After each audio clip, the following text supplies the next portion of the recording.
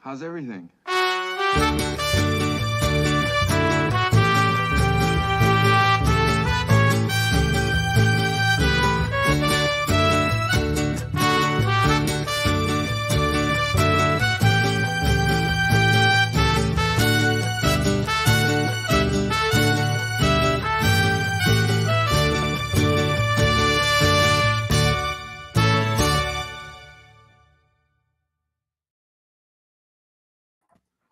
Hello, oh, wait a second. Hang on. Hey, there we go. I want to be over my name and over your name. There you Paul, go. were you just over here? I was just you for a second. I was going to start going on about Star Wars, but now I can let that go. Hey, welcome to the Ford Fiesta Live, everybody. We're going to record the second half of our upcoming The Mosquito Coast episode, and so we have guest Adam Collins joining us. So what the hell? Let's bring him in. Yeah. Hey. Hey, there he is. Thanks, guys. We lost Paul. Now, hold on a second. Adam, yes. You saw him too, right? Yeah, momentarily. Okay, all right. I just want to make sure it wasn't just me. You know, it's been hosting the show by myself all these years. Yeah. He's as far as I can tell, he's not a figment of either of our imaginations. But he is hard to place. There we go. Hey, that's where we are supposed to be. Hey, so I don't know what the hell happened there. But, my wife's ass is a subversive painting.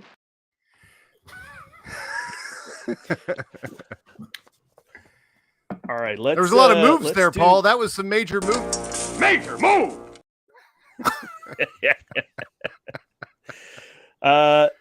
So, Adam Collins, thank you for joining us. Thank you. We're going to bring you in coming out of our recap of the movie in this episode. But Adam suggests maybe we talk about the plot of the movie briefly, not as long as we would in the regular show.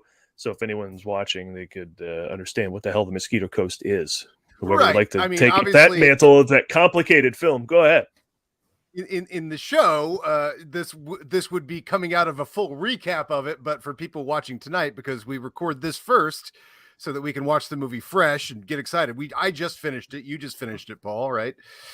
And so and I rewatched it just for this show. Did you? Excellent. Yeah. Excellent. Yeah.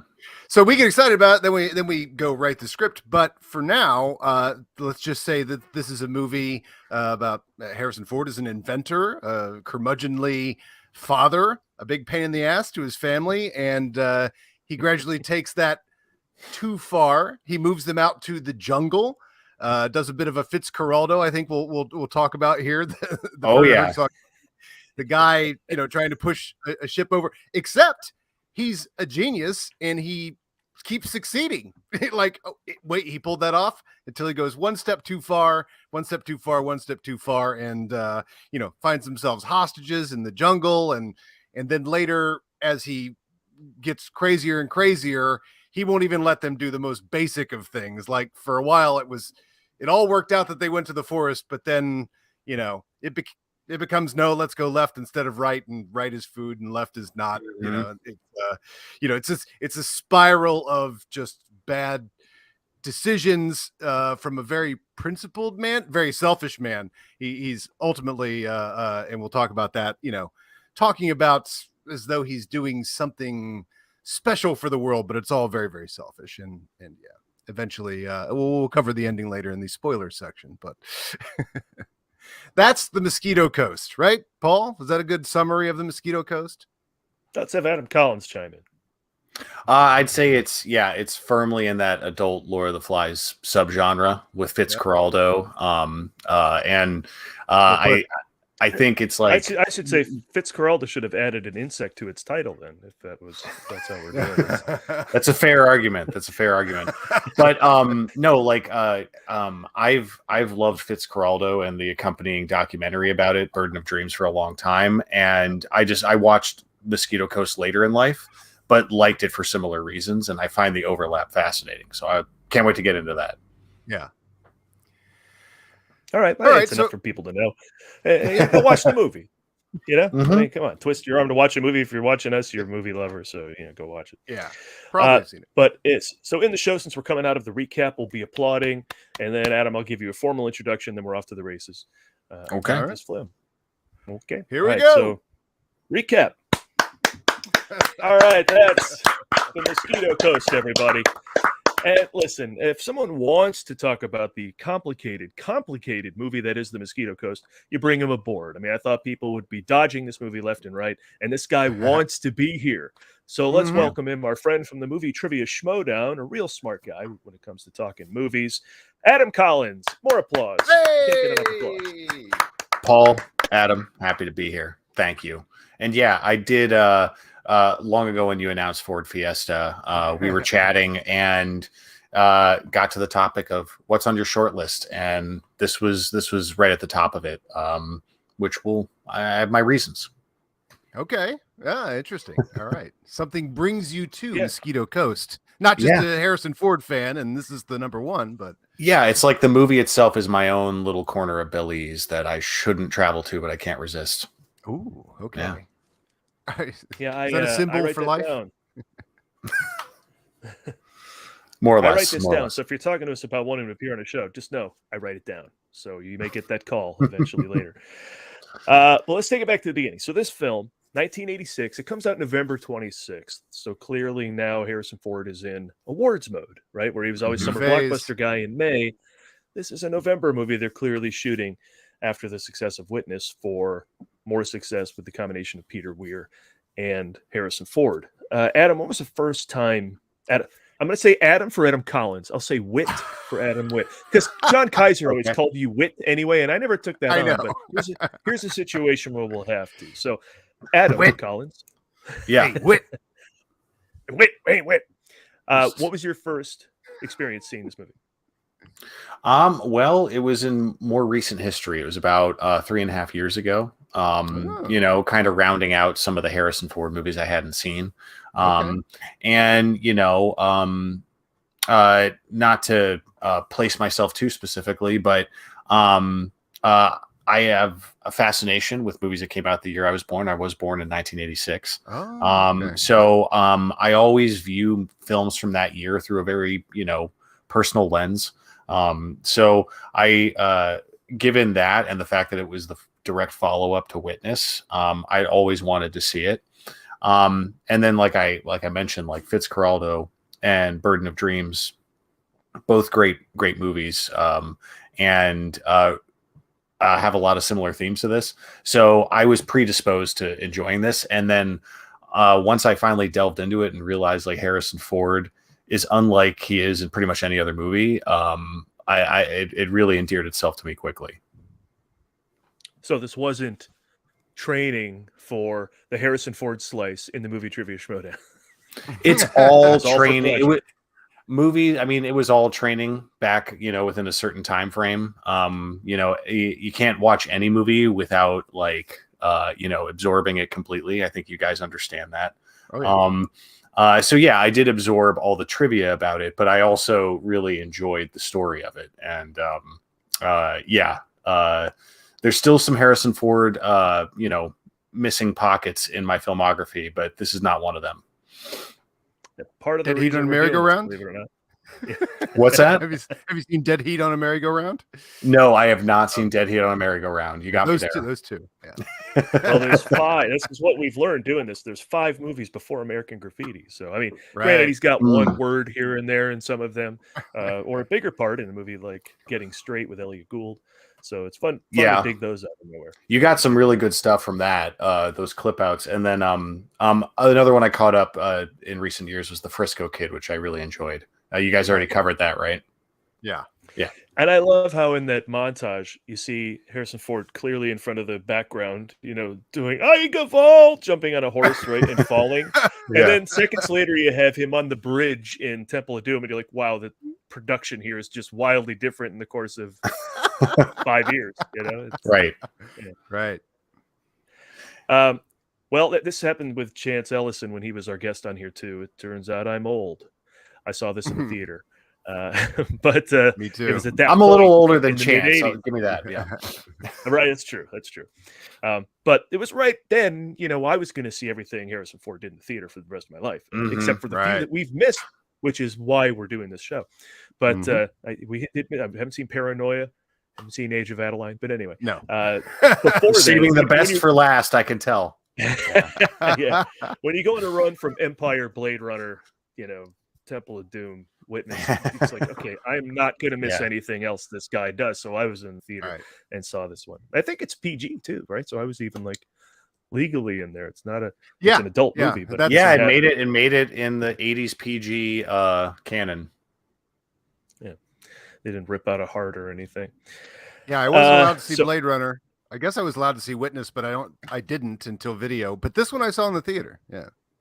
And for my man Harrison Ford. You guys both contributed to the lowest box office gross of his career up until that point, which shows that you're true fans. Mm-hmm. That would be $14.3 million on a $25 million budget. Ooh, so not. Actually, it's interesting. If you look it up on Box Office Mojo, who has pretty decent stats on everything, there were no international markets listed. Like, it played domestically, made domestic money, and then they were like, that's enough. I mean, not even Australia with Peter Weir, but say Livy. Yeah, you'd think. Yeah. Did you have a penchant for Peter Weir films coming in? Is that something else that maybe drew you to check this one out? Yeah, where were you in Harrison Ford and Peter Weir at the time of seeing this? So in terms of Peter Weir, I'd seen Witness a couple of times, Truman Show, of course. But this one in particular, I'd been meaning to get around to for a long time. I'd grown up seeing Dead Poets Society a lot. But because this one was between Witness and Dead Poets, I was always fascinated with, its, release in terms of Peter Weir's career, Harrison's career, because obviously it's, before Last Crusade. And it is just, I like that after Witness, because Witness played to Harrison's strengths, he's still, for all intents and purposes, a strong and silent type a lot in Witness. And Mosquito Coast is just a complete pivot from that. And I've just never seen him this manic and this energized and kind of it's in a really unsettling way. It's not in a contagious, this is fun kind of way. You feel for River Phoenix throughout this entire movie. Oh, yes. He's such a good foreboding the entire time. Mm-hmm.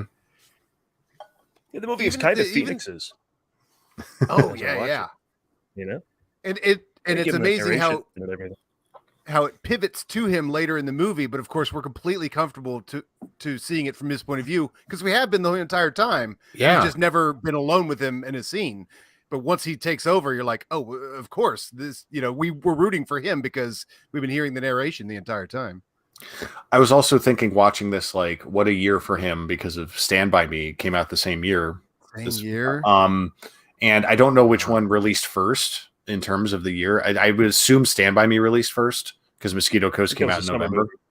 Yeah. And I know that was narrated by Richard Dreyfuss pretty much. But with this, having the narration from River Phoenix, it feels of a piece with Stand By Me in kind of a weird way. Yeah. Oh, well, and having Martha Plimpton in there, it's classic, 86. It has all the feels in those scenes of I know when this movie came out.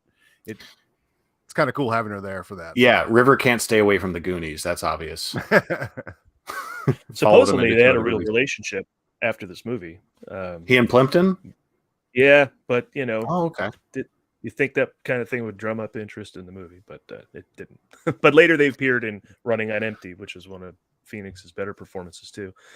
One of the string that made it all the more sad that he eventually died. But he supposedly was attracted to the role because he was raised in the Children of God cult in Venezuela. Yeah, his parents were kind of hippie-ish with the river and the rainbow and all the other kids' names they had. So he was this scene, Phoenix, something he wanted to explore, which is cool. Was Little Leaf at the commune as well? I didn't go too deep into that. I think so. No, I think the whole family was. You don't want to get too close, Adam. Well, but that's what's so interesting. Too deeply, yeah. I didn't even think about River Phoenix's past, but all I could think of was Jim Jones as Harrison Ford keeps becoming Jim Jones. At first, it's just the conservative dad who's kind of starting crap and and always kind of piping off and that sort of thing. And it's even uncomfortable at the very beginning because you're just this guy's dangerous in a weird way. But the son's like, yeah, Dad. But you're like, and I know that's how you would react to your dad because you're that age, but your dad's acting weird, But then as that becomes detached from the family, that's the entire tension of this thing is like, how long is this family going to put up with this? We'll get to Helen Mirren later, the hero of the mother. story. Yeah. but as those monologues that he gives, which are so fascinating and charming and like land this character from minute one, it's such a play opening, it feels like a play, huge monologue about how people aren't doing this and people aren't doing that. And, we're not self-sufficient anymore. It's the stuff you hear all the time now still too, Yeah. You put that in the woods and now you clearly have screwed up. You've taken your family away. You shouldn't have done this, all this sort of stuff. Then you're like, well, now he's purely Jim Jones. It's all preaching and, which is why the other antagonist of the preacher, which we'll get to later, is so fascinating to have in this movie. Sorry. Oh God. Yeah, no, I love that. And yeah, the Jim Jones comparison is apt. Have you guys seen the Ty West movie, The Sacrament? No. So that's his take on the Jonestown cult, and it's set in the modern day. It's basically a retelling of that story through a modern lens. And it's found footage with like Vice reporters. It's pretty well done. I definitely check it out if you like Ty West movies. But like, I thought the same thing, Adam. Like, it's very cultish, and despite how like aggressively secular he is. In this movie, he's still incredibly like zealous in his own way, and he's indoctrinating his family. And you just, I feel for these poor kids throughout the whole movie. Oh my God! Because they're really along for the ride, just giving their dad the benefit of the doubt. Of course, they're kids. Yeah. The most amazing thing is when he brings up the lie, which is like, I've listened to like the story of like Charles Manson. I've read up on Jonestown. The way these lies start escalating until the point where Charles Manson has taken his family because there's gold out in the desert and they all ended up there looking for, like, oh my God, like did the lies, you got called on too many lies until they ended up in the desert looking for gold,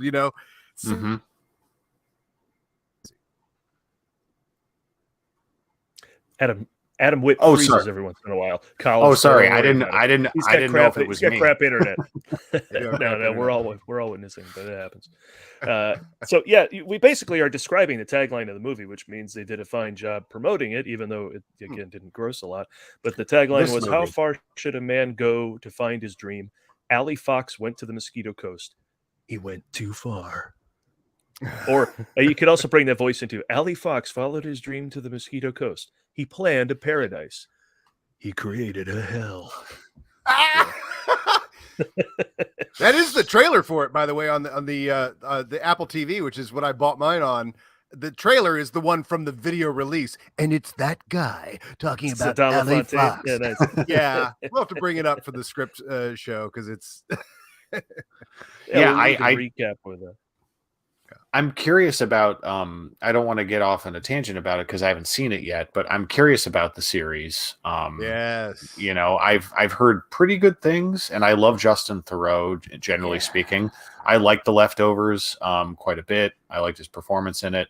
And then the family connection with the author is interesting. I think he's his nephew.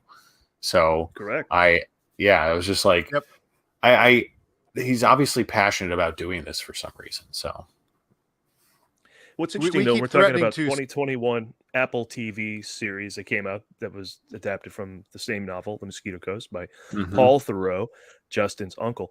But it's 7 episodes. I was curious because Rupert Wyatt directed the first one, and I loved Rise of the Planet of the Apes so much. I'm excited to see him doing something, so I want to check it. But I still haven't seen it. But then I go to look today.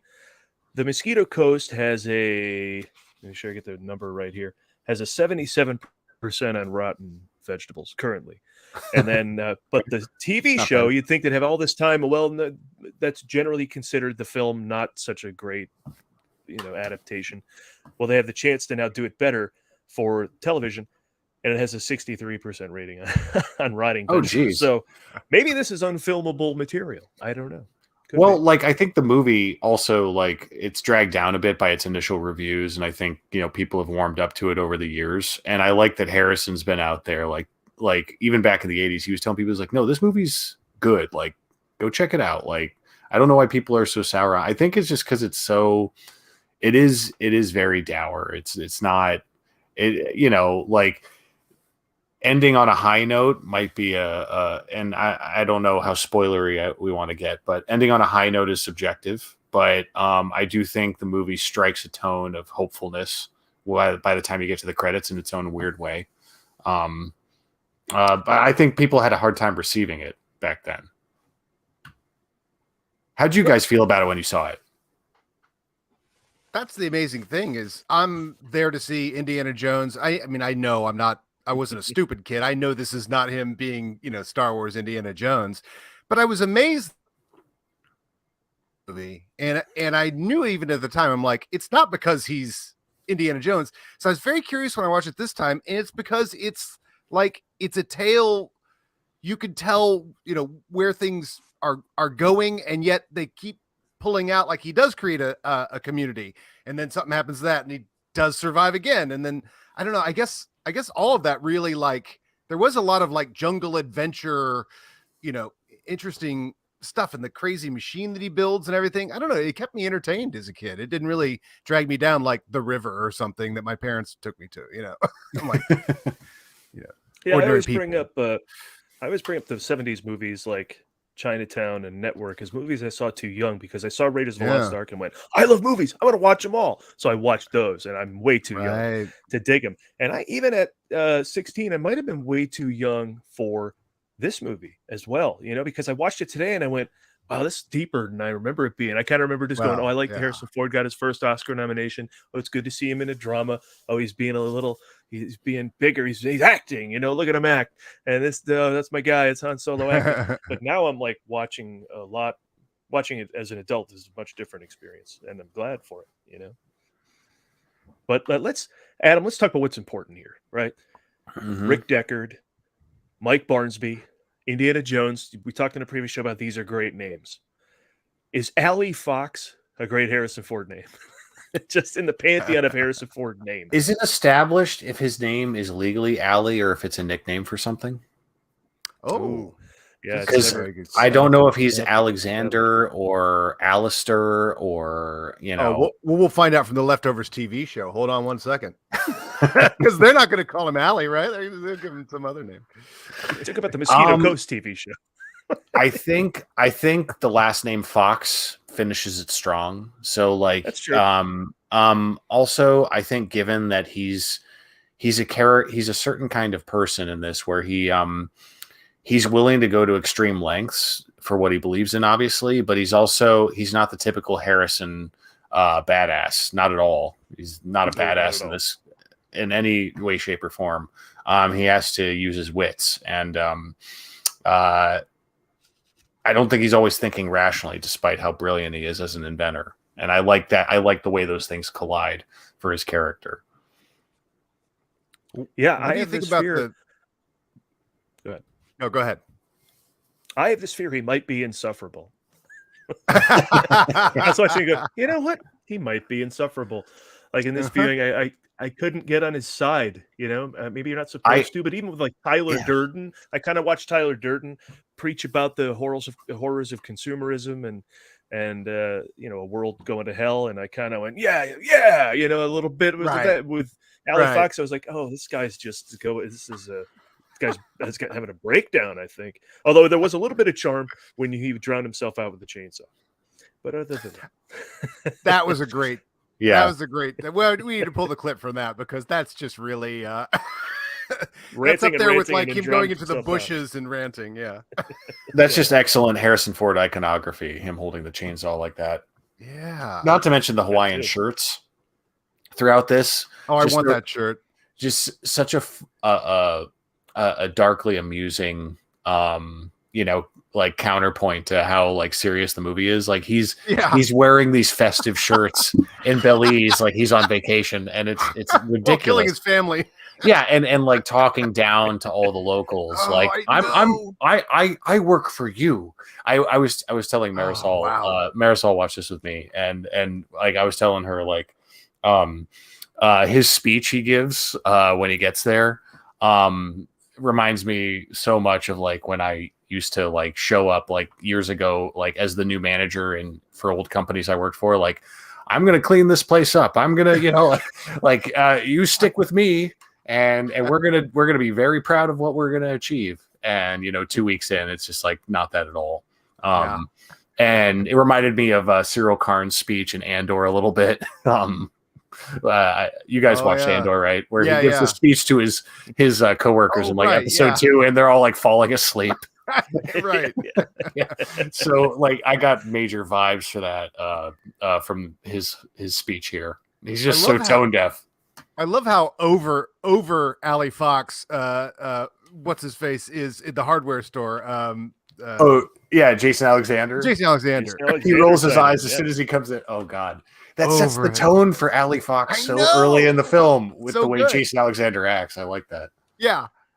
Because you only see him from the kid's point of view in the truck going there while he's doing his first monologue, which is charming because it's all Americana.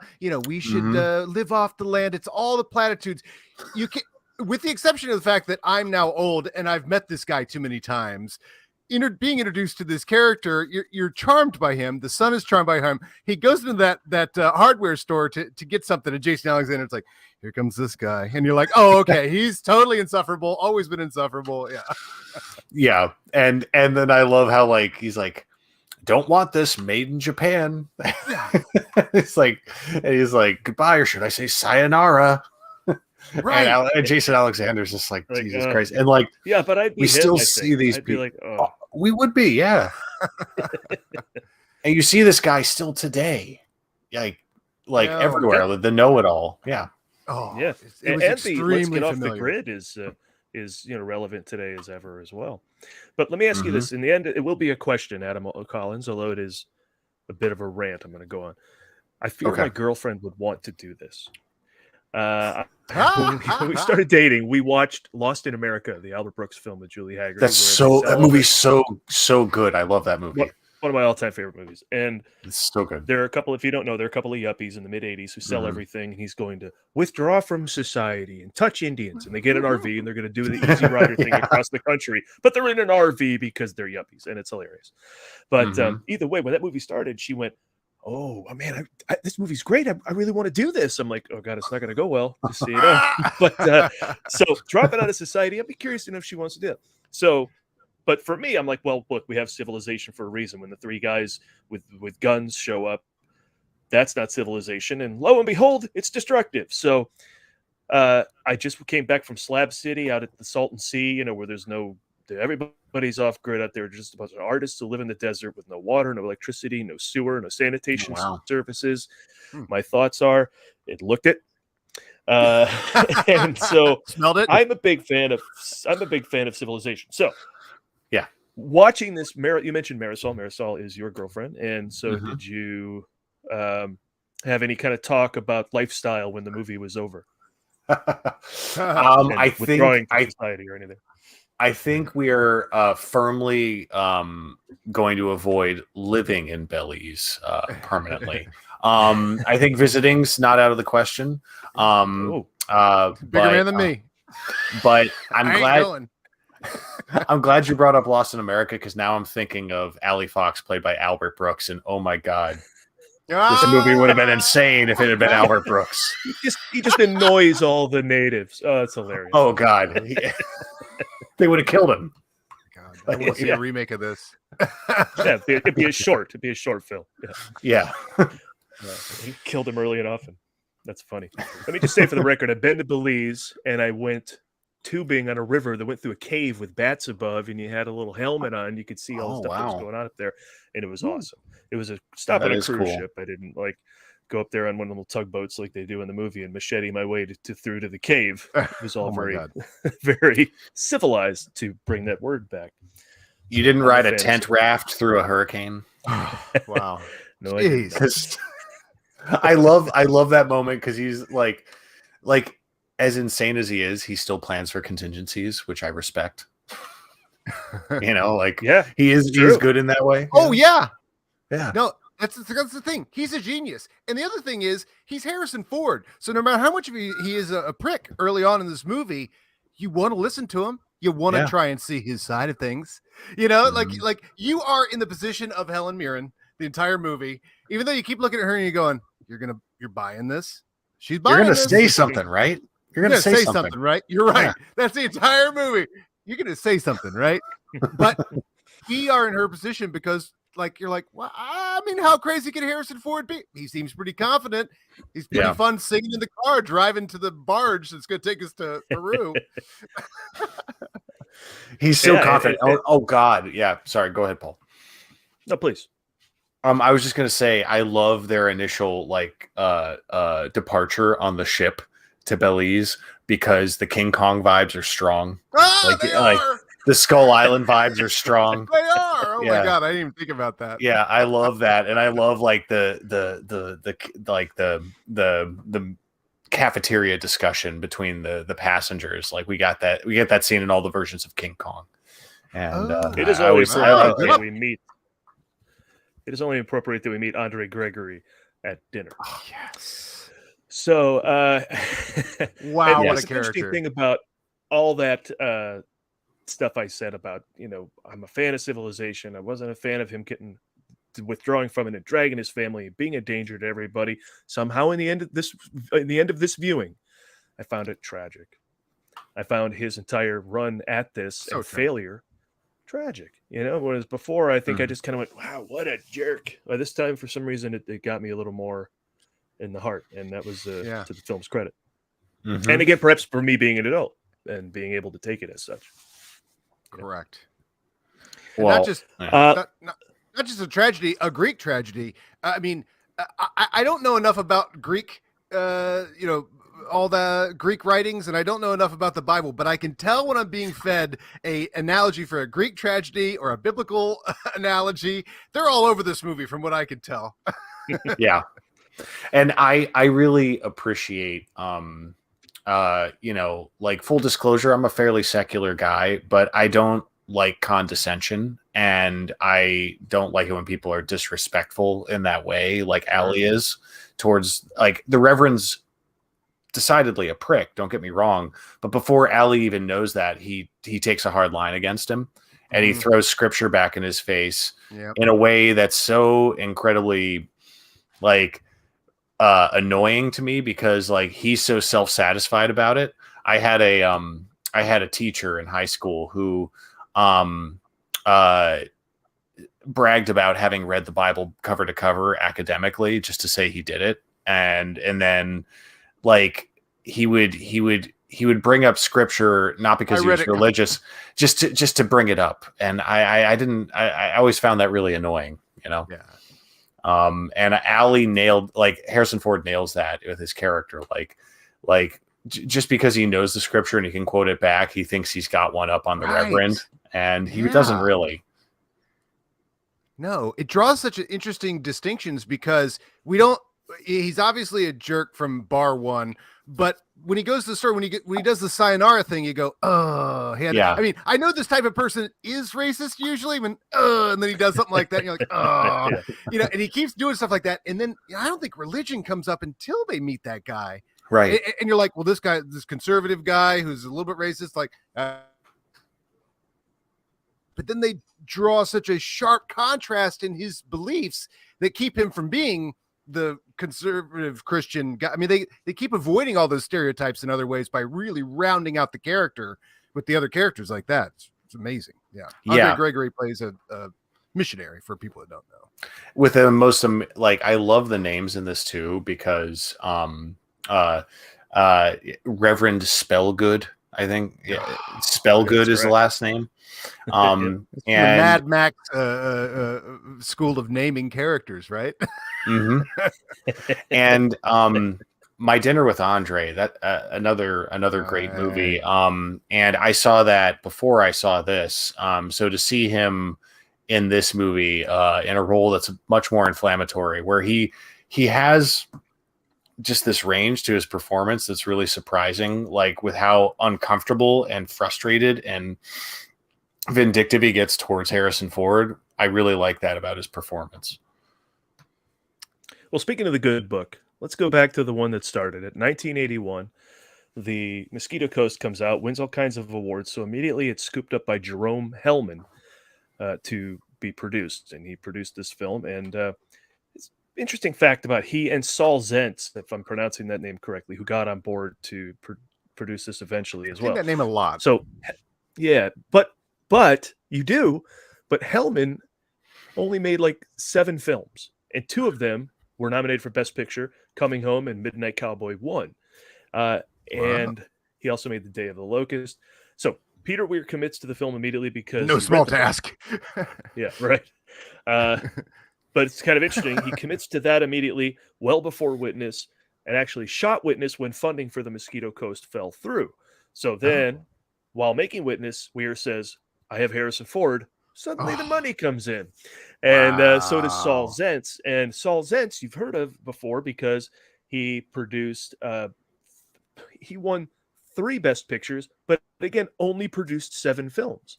Wow. Like, what a record for Wow. he and Jerome Hellman both. The 7 films, 1 Best Picture, 7 films, 3 Best Pictures. Those would be The English Patient, Amadeus, and One Flew Over the Cuckoo's Nest. He also produced The Unbearable Lightness of Being. So anyway, when Saul comes along, so does the money, and they get the film made. And supposedly Peter Weir chose Witness over Cocoon and The Mean Season as 2 possible projects he was going to make as his American debut. So I think Witness was a good one. Is that the Kurt Russell movie? Yes, which I've never seen. I always wanted to. Yeah. I was like, I've heard of that. Yeah. I also when I was like doing a little research on this, I read that they originally approached Jack Nicholson for this role. Oh. Yeah, and you heard the rumor? Yeah. Why? Yeah, please tell him why. He in Belize they don't get the Laker game. Yeah, multiple sources have that as a fact. So I just think that's hilarious. I think this role for Jack Nicholson would be a little too much like gasoline. It's oh boy. Yeah. I think that's you put him in a literal pressure cooker of a country like that. He's just running around screaming. Like Harrison was a little more spry even back then than Jack. So yeah, the coiled spring. If at any moment Nicholson's going to blow anyway, Harrison Ford were usually used an interesting challenge for him, but that would be so stressful watching Nicholson go through this plot. I'm like, my God, this is just not going to end well. I had that feeling anyway, but from much more subtle means in a Peter Weir film, you know. Helen Mirren would have definitely spoken up sooner if it had been Jack. Yeah. I'll get back to more making of facts, but while we're on the casting real quick, so who else could have done this in the 80s, the role of Allie Fox? Because people were like, right? If beyond Ford, I'll read a few things. Ebert gave the movie thumbs down, but he did say Ford was good. Siskel gave it a thumbs up, and so at least Ebert said that Ford was good, so we can continue to, find quality in him. Yeah. The subset to that question would be, this is an Oscar bait movie, so who would have gotten nominated if they were in this movie? Because someone would have. This is such a classic. Yeah. I think names Etcher. Michael Douglas. Mel Gibson. I was about to say Mel Gibson. I mean, that would be the obvious choice. Yeah. Yep. He would have gotten nominated. Yeah. Jeff Bridges. At this time, who was Jeff Bridges in '85? Well, I mean, after Starman, I could see him doing a role like this, like kind of, easing his way in. Yeah. And then he did end up working with Peter Weir in Fearless, which is a great movie. Oh, yeah, I really like that movie. A heartbreaker. Kurt Russell probably could have done it. He may not have been as established. Yeah, but Kurt Russell. Well, instead of he made Big Trouble in Little China. So we're all the better for it. Yeah. Which only gets made because of Star Wars and Indiana Jones. That's going to put some money in that budget. You had the Kevins, Costner, or Klein, and of course Tom Cruise is always there as well. But I think out of that whole gang we just mentioned, Ford's in the top tier of all those choices, I think. So I thought it was, they probably did a good thing going with him. Yeah. And then he missed the Oscar nomination ceremony where he did get a nomination because he was shooting this. Weir didn't make it to the Oscars that year either. The thing I forgot Paul Schrader wrote this. I forgot until I saw the credits. Oh, that's right. Yeah, always a prestige credit when you can get it. Mm-hmm. Yeah, he wrote the script to this, and I think it shows. Like I've been filling in some Schrader gaps recently, as well. I finally saw Blue Collar, which was so good. And yeah, like the only bad Paul Schrader thing I can think of is Dominion prequel to The Exorcist, and you know, I don't really hold that against him. I haven't seen that. I haven't seen that. Gotta see Hardcore. It's amazing. Okay. Yeah. Really, it's just it's incredible. I mean, George C. Scott goes underground to pretend to be a porn producer to find his daughter. Oh yeah, I've heard of this. He's doing casting calls. He's got a bad mustache and like the 70s shirts and everything. It's like his 70s shirt game is on point in that movie. But it's George C. Scott. So again, the same thing with Nicholson or Harrison Ford. And this one is like, at any moment this is gonna blow. He's gonna blow his top. Luckily, he does fairly early on in the famous meme from Hardcore, and then it takes him a long time to blow his stack again, because otherwise you're like, if he doesn't just let it out early on, we're like, when is he going to blow? Anyway, sorry. That's Paul Schrader also. George C. Scott, like I have I want to see Hardcore, and then Day of the Dolphin and The Hospital. Those have all been on my list for a long time. And Day of the Dolphin I know is not supposed to be good, but I have to see it. Is that where they train dolphins as bombs? They trained a dolphin to assassinate the president, and he has to stop it or something. Yeah. I guess I got to see that too. Then now that I've described it. I was all hyped on seeing The Hospital, but now the tagline is literally "They trained a dolphin to assassinate the president." Ellipsis, like da da da. I was like, yeah. Please tell me Chayefsky wrote that one. I couldn't tell you offhand. Based on his play. That'd be something. And Adam, because you insist all of our facts here be fun, here's one. The filmmakers unearthed an ancient Mayan temple when they were building Geronimo for the movie in Belize. Oh, wow. So that's interesting. And immediately the countries got on it and said, all right, well, we're going to keep this area sacred. So that's cool. Because at some point, he's in a shot with a Mayan temple, and he points at it, right? I mean, that must be it. Yeah, you're right. Insane. You're right.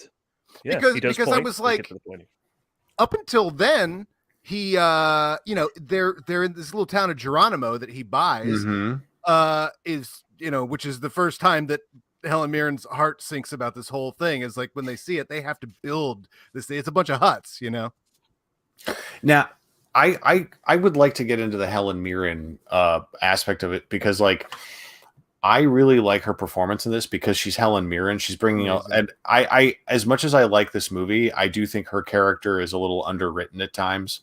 And I think she's adding a lot through her performance. She's doing so much non-verbally in this. It's just because she's Helen Mirren, she's so good that she's communicating a lot. And I love that, like, just throughout this movie, just by grimacing and turning it into a smile, you get to that point where she finally blows up, and it feels earned because of her performance. When she blows up, I mean, I don't remember in the crowd when I saw it, but that's just the crowd should just stand and cheer, because we wanted her for 90, 100 minutes, maybe 115 minutes, maybe, for her to go, just say something. Like, every time she starts to, she goes along with it. And many of the times it works out. And she goes, I'm even more in love with my husband. After all, I could have doubted him. I didn't. And here we are. Like, there's like moments like that. And you're like, all right, but it was not a good idea. So when she finally blows up, what does she scream out? It's the best. I wanted to stand up. I can't do any more of this. I can't do this anymore. Or something like that. I can't do this anymore. She basically Peter Finch's, in her own way. Yeah. And then he camera cuts back so far. So it's just like when she just like it's her and the river and everything, and she's like, I can't do this anymore. Oh, that was a great moment. She's preaching truth, and River, like, is the kid who understands it the most, but his brother's starting to pick up on it. And then those twins, those poor oblivious twins, just along for the ride. How do you craft this movie. The two redheaded twins. I know. If it's not enough to have a kid and take him to the jungle because they could die and there's no hospitals, name your problem that ultimately doesn't happen in this movie, but we think could happen at any moment. Yeah. You know, and then another son, and then two twin daughters that are redheads, so they stand out in the jungle like, you know, there's nobody with red hair in the jungle. Their parents don't have red hair either. You know, it's just wow, what a. We haven't talked about like what the sun is doing to them, the bugs. We can only imagine. Like that. Like they had to make a decision early on that like we can only deal with that so much, because if we really lean into the realism of being in the jungle, it's gonna be an exercise in misery. Yeah. So we have to kind of lean away from that. But like I do appreciate that the kids, you know, even though they're forced into this, like they just by virtue of being there, they're pointing out how insane Allie's being the entire time. Mm-hmm. And one more thing that definitely rang of 2022 for me was all this talk of Mother. Oh God. Had carried Yeah. Mike Pence douche chills, but anyway. But it's yet But another thing to Allie Fox. He calls her mother.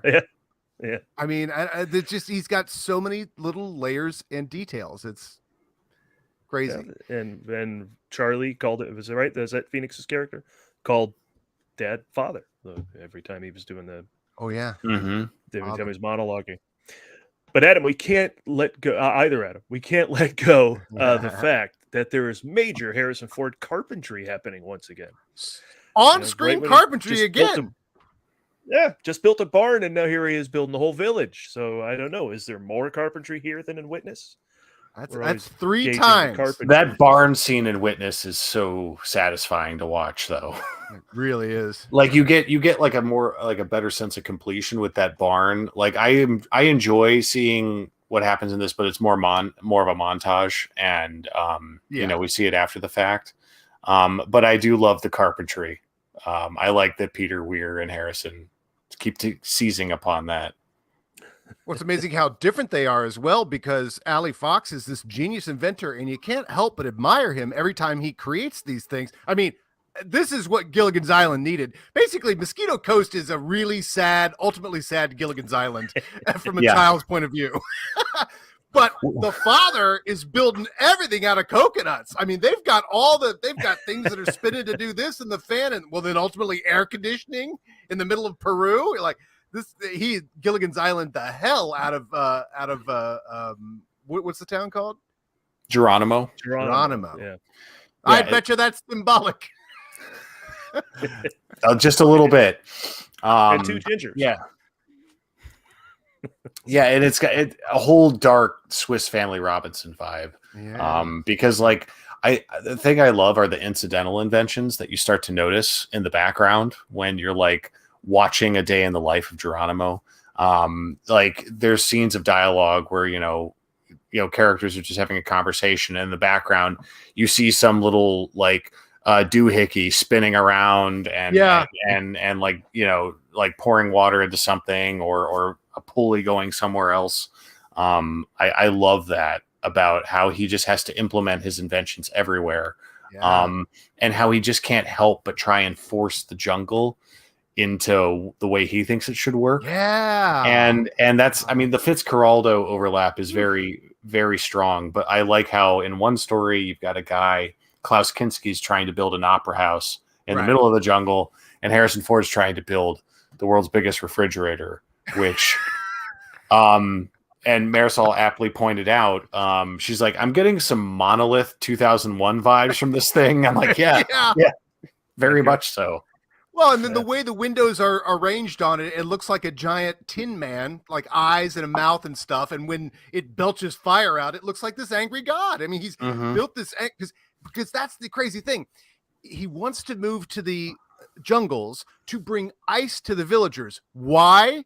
Because they will look at it as though it were a diamond, as though I have created a diamond from the air. So he's like, his aspirations are to be a god, and he builds this giant, flaming, belching, like, Wizard of Oz. Yeah. You know? this movie goes. The imagery of that explosion is top notch. Oh. They like Peter Weir crushed that. They captured every angle they needed. Yes. And it should be mentioned, because it ain't broke, from Witness, John Seale returned to shoot this movie. Maurice Jarre returned. Maurice Jarre, oh my God. Yeah. Wow. All-timer. Yeah. Lawrence of Arabia. And Pretty another interesting, reason though, another reason you get major Werner Herzog vibes, because it sounds like Popol Vuh from Nosferatu, or the Agira as well. Mhm. You know, it's like when they cut to the Peru jungle and you're hearing Maurice Jarre by way of Vangelis, you know, you're like, I am in a Werner Herzog movie. Basically, Harrison Ford is in a Werner Herzog movie right now. Yeah, I need very to much find so. the point to which Maurice Jarre tilted from the Lawrence of Arabia sound to the Witness sound, which carried itself over here and showed up in. I looked at his IMDb, but there's a whole lot of this sound now happening for him for the next. He discovers the keyboard. Decade, really. Yeah, exactly. Yeah, it's like George Lucas discovering digital video, right? Just like kind of playing around, enjoying himself. New normal. Yeah. Once you've seen what fact, Palpatine's Adam, office looks like in HD, there's no going back. Fun fact, Adam, this is also the last performance of Butterfly McQueen. You may know Butterfly McQueen as what's her name? I knew that was somebody I knew. Yes, Mrs. I didn't want to look it Kennywick up at the time. From Gone with the Wind. And where's Dr. Mead? I never seen him, Miss Scarlet. What? No, he ain't at the hospital. A man, he told me that the doctor's down the car shed with the wounded soldiers. Well, why didn't you go after him? Miss Scarlet, I was scared to go down there at the car shed. There's folks dying down there, and I'm scared of dead folks. She's all of us watching Gone with the Wind. That's what she is. Yeah. But yeah, Wow. Miss Scarlet is a lot to tolerate. Yeah, Andre Gregory says hello to her, and she's all decked out in the colorful outfits, and he gives her a look like Et tu, Miss Kennywick. Oh, that reminds me. Can we talk about the fabric for a second? Yes, please. It's another great wrinkle in this movie. I love how like these loud patterns are like this contagion that's breaking out in the community, even though like it's supposed to be festive and like a symbol of like goodwill or excitement, if you will. Like, but like this fabric, I don't know where all this fabric's coming from, by the way. I don't know how they have this limitless amount of fabric to make clothes for everybody, but I love how like it creates a uniform for the community. Yes. And that ends up kind of backfiring, you know.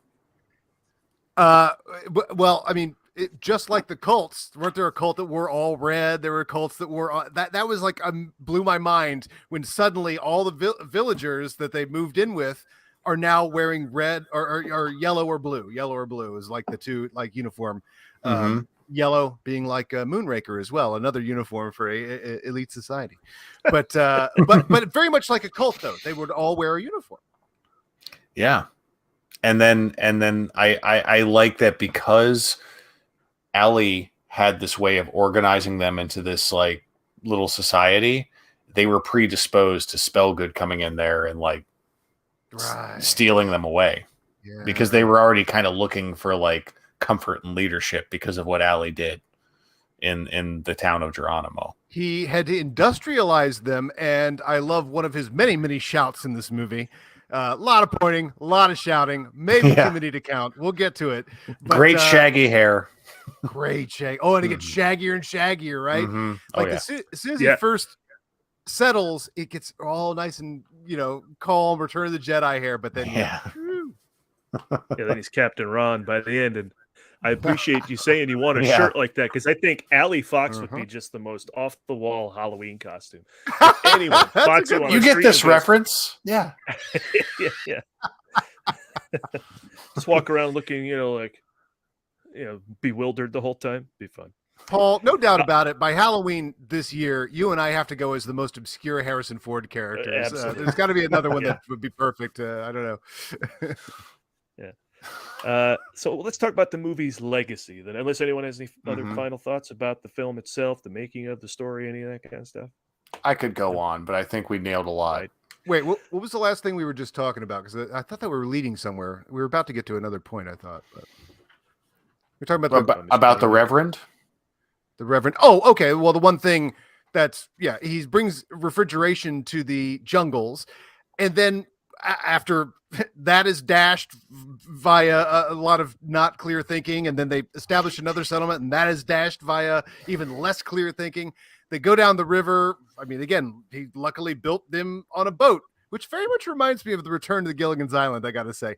A TV movie I enjoyed quite a bit because the hut that they were in when the hurricane came lifted up and they floated out in the ocean on it, and then they were on this big houseboat. I always thought that was so cool as a kid. Horrifying in this movie.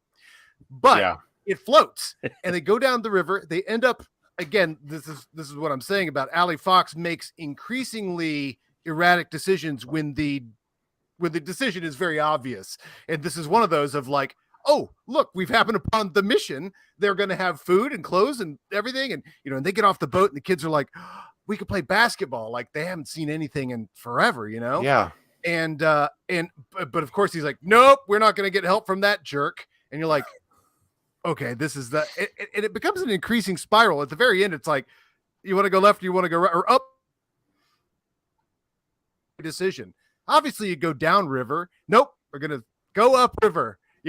But then at the church there at the end, it blew my mind when he walks in and there's the whole congregation and he can hear the preacher.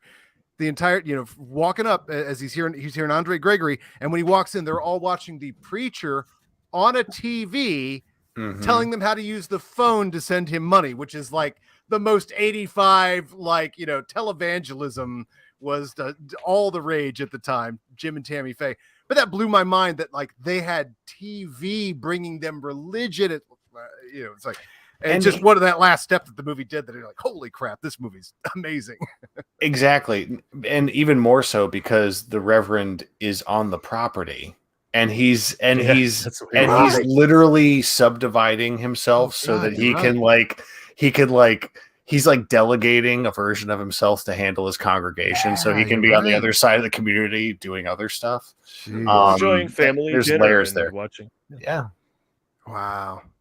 But they all look like zombies just staring at the TV. That's such a horrifying image. There's a Stephen King vibe in that church, all them watching the TV like that. It felt very sinister. Well, and again, as much as Ali Fox pushes us out of trusting him over and over and over, if we want to, because he's Harrison Ford, at that point, we feel the same indignation that someone has brought another technology to them, but it's this ugly TV. It's this Western TV has been brought to these people, or whatever. But, again, he brought a big refrigerator to the jungle.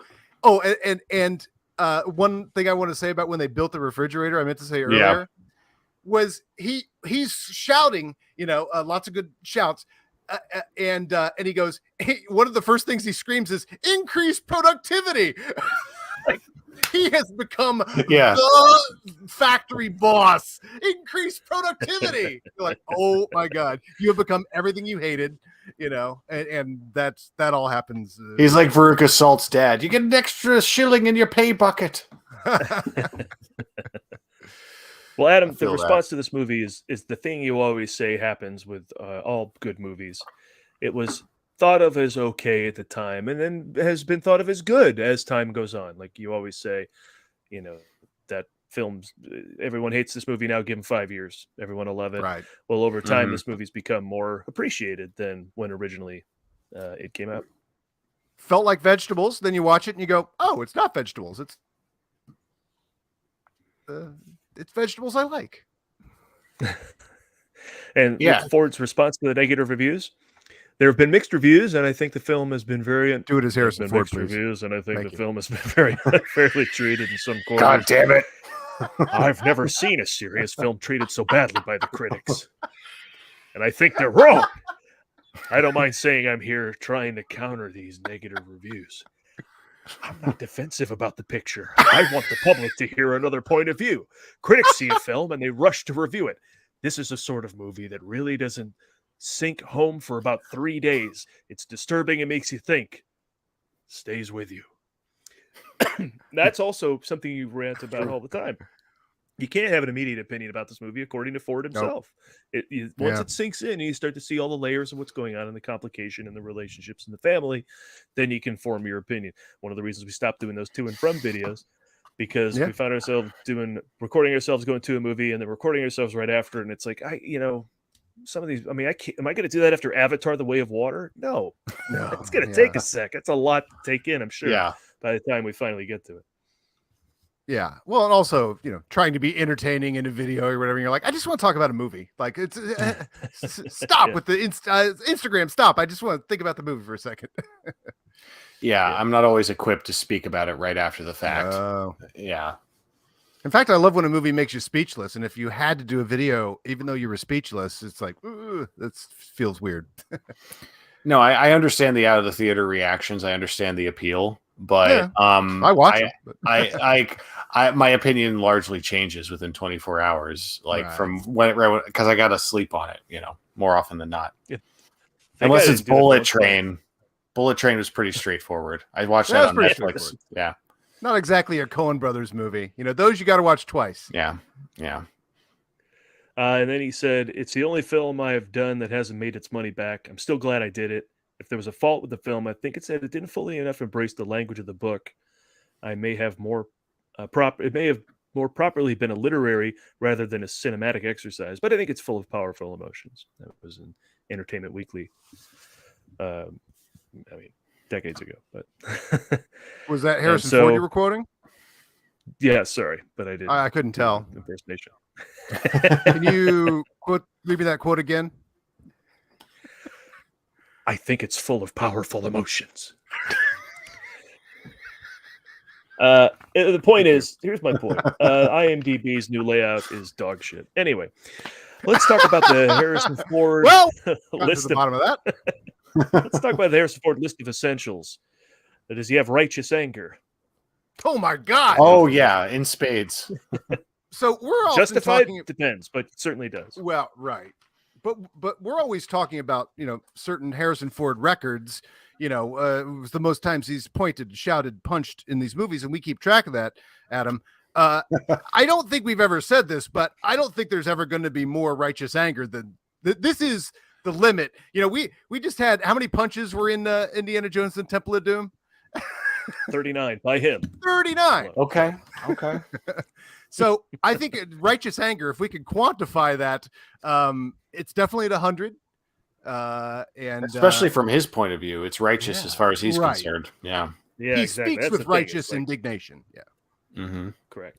Now the points, Adam, they were off the chart. This is a highly chart. Oh, he's mansplaining the entire country of Belize. Like he's just like the whole time. It's incredible. I mean, and I tried not to go too crazy, but if he points and it's up, it's still a point. This is like this is not always the Harrison Ford point straight at you. Sometimes it's, and here the idea man finger goes up in the air all the time. Which is amazing.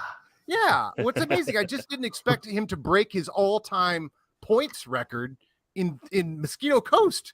Of all things, or maybe Shout's record. Here's what I have, Paul. I got 1. I got 2. This is points. 3, 4, 5, 6, 7, 8. Audiences love math. 16, 17, 18, 19, 20, 22. Oh, wow. 25, 28, 29, 30. He has a lot of sudden apprehension in this movie. 46. I can give you some lines. 46? Hold on. Wow. I'll give you some 46. lines. 49. Okay. Go ahead, We're Paul. going to fit 49. All right. I give you some moments. Wrong. So that's one. Yes. Great one. This is no miracle. This is thermodynamics. That's a point in the air. The ice is civilization. That's a lot of that. Pointing at the Holiday Inn, does that count when you're referring to a thing? Is that still a Harrison Ford point? I guess depending on how much authority he does it with. If he really gives it a good point, then I counted it. Yeah. Yeah. Indicating Don't come back never to his kid, right? That's a big one. Oh, and of course, right. the biggest is life is upstream, because it's a shout and point at a chaotic moment in the movie. So that's the big one. right. When he makes Life his is upstream. he's definitely he rivals Mel Gibson in the dinner scene in Signs for making his kids cry. Ooh. Yeah, I'd say he's up there in this movie. Like when he's like, "It's the Holiday Inn." He's so pissed. Those are two of the best 80s actors right there, in my opinion. My favorite, at least, to watch in movies.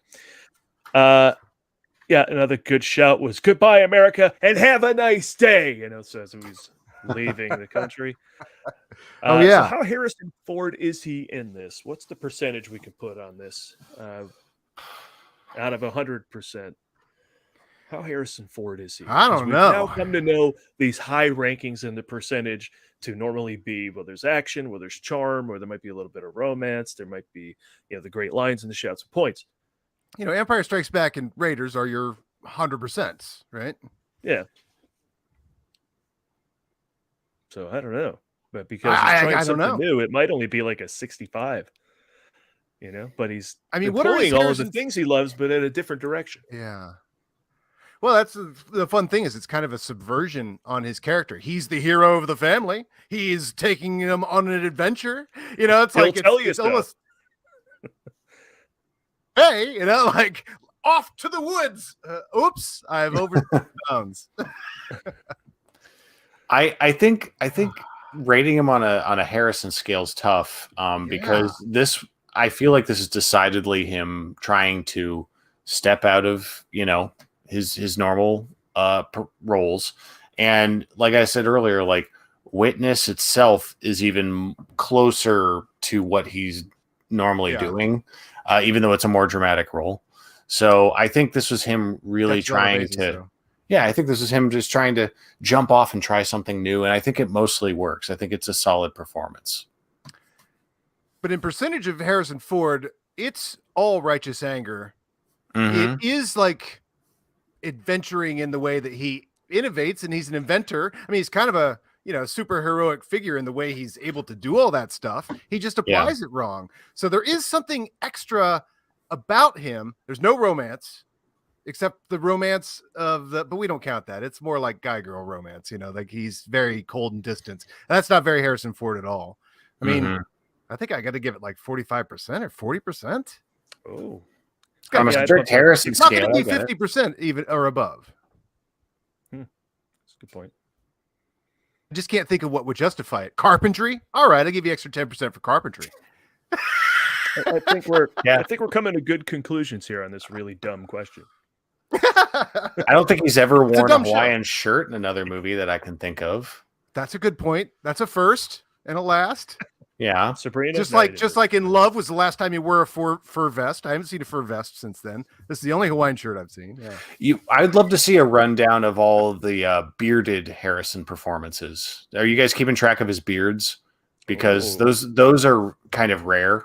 Like you got The Fugitive, you got some stubble in Frisco Kid, but his beards are kind of.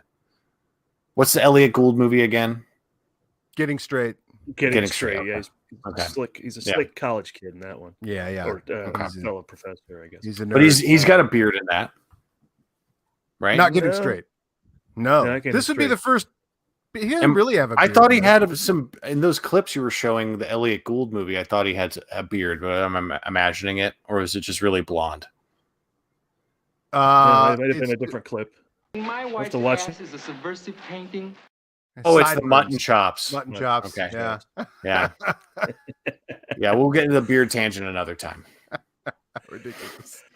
All right, so that's the Mosquito Coast, and Adam Collins, thank you so much for joining us to chat about it. Go ahead and plug all the My nonsense you're up to. Well, happy to say that Marisol and I are launching our channel here in the next week or so. There'll be many announcements coming through on Twitter, but we got a couple videos in the can. We're doing some pre-recorded, edited stuff to start, and then we might ease into more programming, live stuff later. but we're not biting off more than we can chew. We just want to start. Come on, it's fun. Well, we just, in the wake of the Schmoedown ending, we wanted to have a place where we could hang out with people, and trying to get the word out. So follow us on Twitter at Eisenthor for me. It's listed down there. And then at Marisol_Mariah, MIRIAH, for that. But we'll be promoting through our Twitter accounts to start, and we'll go from there. That's really it. Will you have any Premise. other like games on your channel where like Marisol could beat me like she does with fantasy football and settle the score? Well, you actually, we do have a settle this. Coincidentally, we have a settle the score match coming up soon. So check it out. Ooh, We have she and I are going to go up against late to the party soon. So that's going to be fun. Oh, okay. Yeah. You're good. You didn't go against each other, so the relationship can stay intact. That's good. We have a non-compete clause That's that we established in the Schmoedown. Yeah. good way to No, good it's way the to holiday go. Adam, do you have the script there? Hold on. Which part am I looking at? The end here? The end. All right. And that wraps Mosquito Coast. Next week, the Butterfly Effect. Okay. All right, this is our quick dopey outro. Well, that wraps the Mosquito Coast. Next week, the Butterfly Effect. Oh, Not quite. The Green Hornet. Nope. Lord of the Flies. No, are you just mentioning other insect-titled movies? Harrison Ford wasn't in another insect-titled movie. Next up is Frantic. Well, Ant is in there. And you can't spell frantic without ant. You see, it's dumb. It's a dumb outro. or tick. Or tick. Here, let me re-record that. Or we just put Adams in there. I'll put that in there. Oh, that's put yeah. Adam's Oh, out yeah. there. That's Yeah. great. That's great. Oh, that's perfect. That's perfect. Or tick, and then we're out. Yeah, awesome. That is dumb, and I didn't That's even great. think about it. That's funny. All right, so thank you, Adam And a tick. Collins. We appreciate Guys, it. I'm not. Look what I happen to have right here. Oh, see, now fantastic. this is one of my favorite things I'm excited about for this show. That's a double feature you've seen neither, or I know you haven't seen Presumed Innocent, Adam Witt. Yeah. But- So go Have you ahead. seen Frantic, Adam? I Whit? did, but on video back in the day, it is far timed out. I have to revert back to no. I've never seen Frantic, even But though I you've never did seen watch it at one Presumed point. Innocent. Whit. Never seen Presumed Looking Innocent. forward to that show. Yeah, Yeah. so good. Yeah. These combo pack DVDs, I live for these. Love them. Yeah, Polanski and Pakula. There's a power Mhm. pack Oh, right. of alliteration. Look at the directors he's about to go through. This is just such a cool. And by the way, we figured out over text that we are in Harrison Ford phase 3. Like Witness begins a new phase. So phase 1 is the pre-Raiders, basically. Like all the early stuff. Even Star Wars wasn't a guaranteed thing. As of Witness, we're in phase 3, I think. And then phase 2 how is many? obviously this big I wonder. blockbuster. Huh? Of how many? I'm wondering if they're already in the 3. I'm curious because we've been wanting to keep track of 20 his years into his grumpy career. phase, which is coming up at some point. Hard to believe. This is 20 years into his career. 66 was Dead Heat in a Merry-Go-Round. Isn't that crazy? Jeez. Oh wow. And he's got another 37 to go. So let's check the sidebar here where people have been chiming in. I still have my VHS copy of the Mosquito Coast I taped off of HBO when it first appeared on cable. That's cool, but I The two couldn't. movies. I had to buy it, so I bought it. Oh, right. My question is VHS. What are the other 2 movies on the tape? Right. Let's take a guess. Mosquito Coast. Okay, you could be taking it off HBO in 86, right? Or 85. Aliens? So you probably give my regards to Broad Street and Broadway Danny Rose. probably Danny Rose. Real quick, I just got I got the original Warner Brothers case Oh. one. Yeah. It's still in the DVD player. But yeah, that's the only physical copy I could find. They're kind of hard to find right now. They are. I Yeah. went to Amoeba, couldn't find one, and then I went online and it was kind of expensive. Yeah. Here's someone commenting, Adam Collins, in the year you were married. Gotta love Haunted Honeymoon. Yeah, that do you? Oh, We were trying to figure out what Allie might be short for, and someone chimed in Allie McBeal. Ally McBeal. oh, there you go. Let's see. Oh, Peggy Gubbins. Hi, Peggy. Chiming in that Hey, Spending Your Life Peggy. is Albert Brooks' best. That's true. There's an argument that Modern Romance, I mean, you could go on and on. He's one of my favorite filmmakers. Although I would say Defending Your Life and Lost in America. I finally saw Real Life, by the way, which was hilarious. Amazing. Yeah. Because my mind. Los Angeles, we saw that in the theater recently. They had it on the big screen down in Incredible. Westwood. Really? Oh, that's Yeah. awesome. Charles Grodin Yeah, is so good in that movie. It's the ultimate We really- Grodin role. Yeah. We really would just like to be left alone. Fine, can I come with you? You know, it's like that sums up the whole movie. Only 6 of these cameras were ever made. We have 4 of the cameras. Only 5 of them worked. We have 4 of those. 4 of them. The That's right. blocking- The middle line. Yeah, that's The right. blocking with the people with the cameras on their head is so brilliant. Always the way they just move around. The way you can get a punchline at any moment when one of those things appears in the background. Like this stark contrast between what's happening in the foreground immediately when one of those things shows up. It's so ridiculous. And the fact that it feels like it's commenting on 21st century entertainment is why I just Oh, yeah. a movie's Oh, yeah. so brilliant. And it's amazing that Brooks would be in Real Life and Broadcast News, which both sort of forecasted Aped, the media. Oh, yeah. Before it happened. Yeah. Here are people talking about who else might have played Allie Fox if it wasn't Harrison Ford. James Woods, I'm fine with him leaving the country. Alan Arkin, Frederick Forrest. Well, that might be the 70s you're talking about. Dennis Quaid is an interesting choice. He's in every. Oh, okay. Yeah, I could see Cam that. loves Dennis Quaid. She's a huge Dennis that's the one. Quaid stan. Oh yeah, someone had said Randy Quaid. Okay, no. Hackman could have fired up the blustery thunder. I mean, I'm sure he could have because he can play anything. But The coiled spring thing is in full effect with Gene Hackman, you know. And when he starts going nuts, it's the best. Can you imagine Dennis Hopper doing this? I can imagine Dennis Hopper being killed by the locals. here's I'm thinking of Angelo Badalamenti on his passing today. Random thought Yeah. that did happen today. Yeah. We're going through it. We're going through a Twin Peaks rewatch right now, and I've always loved his music, so that's Well, everybody watches one movie composed by Angelo Badalamenti this time of year because he also did Christmas Vacation. That's right. No kid. Did True. he do Cousins? Man, that score is beautiful. Did he do that? Oh. I think he did. With Ted Danson. Great. Yeah. All right. So I love how Adam said doohickey, and we all know what he was talking about. That's for you, Collins. Here's the recommended Halloween costume regarding Henry. You'd be regarding Henry with a bullet hole in your head and a painting of Ritz crackers. Oh, no. And you'd be Allie Fox. And I'll be Allie Fox. It's good.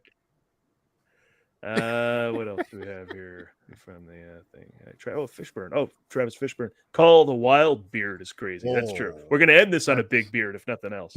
So, Max Beard. All right, that's all that. True, and it's a rare thing. I don't know how many bearded roles he has. He doesn't have a beard in this, does he? When he even at the end? No, he didn't have a beard in this. No, did he? it's growth. fuzzy. He's prickly, but growth. Not a beard. I think after The Fugitive, he never wanted one again. Yeah, Like if he could avoid it. a beard he also Things I want has to in follow the, up on. the Young Indiana Jones episode that he's in. Yeah. He's got the fugitive beard and the Yeah. flute Oh, of yeah? destiny or something. Yeah. Oh, cool. Destiny. That's right. Flute of Destiny. I'm sure that was it. Here's some fun stuff I want to share. Here's me at 18 years old. In case you're wondering, is Paul Preston equipped? Is he On the level. vetted to host this show? Here's me in my bedroom at 18. It's not what you think. I know I set it up so it sounds nasty, but this is me in my bedroom at 18. Oh, yeah. Check out the Frantic in Mosquito Coast poster. Wow. Did you get those from the movie theater? I did it. My first job ever was a movie theater when I was 16. Nice. So when those movies came through, I'm like, gimme. I'll take those, please. And Pink And Floyd is that- also for fun. I was going to say, is that an Amish poster above it? You just became a fan of the Amish as well. Yeah. That's right. He just generally supports the bottom left- Amish. Their Bottom favorite left football actually team. It's a banner poster for DOA, speaking of Dennis Quaid. I was going to wow. say, yeah, it looked like DOA down there. Unfortunate. Yeah, because back then, short choice. You're only getting those posters at a video store or movie theater back then. Oh, That's the only way to get them. Yeah, and I still have these because I've always kept my movie posters wherever I've moved, whatever I've moved. Nice. So I got a lot of those. And our friend and Mayhem creator Shelby chimed in with this via Instagram to tell us that in the letterboxed listing for Mosquito Coast, he's pointing. Yeah. I mean, he has some very epic points in this. Last week I mentioned I went to Greece, and I thought I saw the island where they opened the Ark, because you notice here in the film they go past Crete and below Greece and end up on an island. I went to Santorini. It's got to be somewhere around there, but I looked up further research to say that no one ever mentions what the place is actually called. So it hasn't. The island goes unnamed, and I don't think it ever refers to an actual island. But in the film, even though they never say it, you know how they build these worlds out, probably in novels or comic books or something. It's called Geheimhaven. That's the deserted island in the base in Crete. Oh, speaking of that, I found this online because haven't you always wondered this? Let's see. Oh, where is that clip? The only good idea I had was to hang on to the periscope and go wherever the arc goes. And it hasn't gone very far this morning. Struggling to stay on it. Sleep. Only thing I didn't get was the joke where he's blocking the. But what the hell? Haven't you always wondered how did he not drown on top of the periscope? They shot that, deleted it. Wow. Probably fine. Those submarines actually perform better if they stay above water to go long distances like that. So they move faster, and the fresh air can come in through the top of the submarine. So yeah, but I always said, aren't they going to go underwater? But at first I thought that was from the end of Mosquito Coast. I got excited. Deleted scene. Yeah. There you go. Letterboxd better than IMDb. Well, I'll have to go recheck it out. Sure. I want to see the deleted scene where we find out Helen Mirren's real name in the movie. You don't think that's a real name? Mother? Oh, Mother, right. He was born into it. Oh, that's true. The character, So Adam. Her name is never spoken in the movie? Not out loud. Boy, unless it's listed in the credits. I don't know. The thing is, this movie is some patriarchal bullshit, obviously, right? Mm-hmm. And I mean, and we all recognize that, but it becomes so painfully aware when she is so that can say maybe this isn't a good idea. So it's just like I understand the instinct of like, oh, I wish Helen Mirren had a couple more monologues, but it's pretty powerful that she's silenced by him, because when she does finally speak, it is very rewarding, and I feel like we just see a lot through her eyes because of the fact that she's so silent. Yeah, we know where she stands at the end. Of course. Yeah. We're with her the entire time. Adam, you want to tell us about your Zabriskie Point findings? I did, but I want to say one thing here first. Hang out if you can. Yeah, because I thought Adam Collins is the one. Zabriskie Point is not for you, Paul. I know your taste in movies, and we were going to watch Zabriskie Point because Harrison Ford was in it and then got cut. Well, the plot thickens, Paul. This is how much I didn't want to work one particular night this week. I was like, let me see if I can find Harrison Ford in Zabriskie Point. Okay, I've tried that. Yeah, and I've had no luck. Right. How'd it go for you?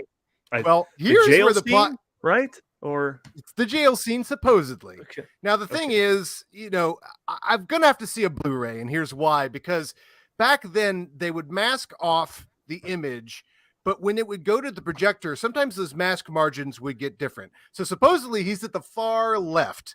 But in early video transfers or whatever I was looking at on YouTube, it could have been cropped any old way for TV, who knows what. It may not be an anamorphic print, but a Blu-ray would be anamorphic and would probably reveal Harrison Ford over there. However, here's how the plot thickens. As I'm looking it up, and I'm like, certainly someone on Earth has screen capped where he is in this movie. No. So he's not in the movie, is my first thought. As I'm going through message boards and stuff, I'm reading the usual things. Oh, he's supposedly in the jail scene. He's supposedly in the jail scene. He supposedly plays an employee at the airport. And I go, what? I've never read that before. And then I read down another one. And it goes, supposedly his character talks on the phone with another character in the movie, but his character got cut. But Harrison Ford's voice remains on the phone. And I'm like, wait a second. There's 3 Harrison Fords I can't find in this movie. Wow. So what I did track down, and I tracked down the photo of him. Actually, I'll be able to send this after. Okay, so I pulled the clip here of the guy talking on the phone with what is supposed to be Harrison Ford. And then I will send you a photo I did find of the character on the phone, which we never see the reverse shot of. This is some nerdy crap. Did we tell you the... Ladies and gentlemen, Zabriskie Point. Listen on the phone. The only problem is I got excited. I was like, his voice? What's better than having Harrison Ford in your movie? His voice in your movie, right? I don't think this is Harrison Ford's voice. Take a listen.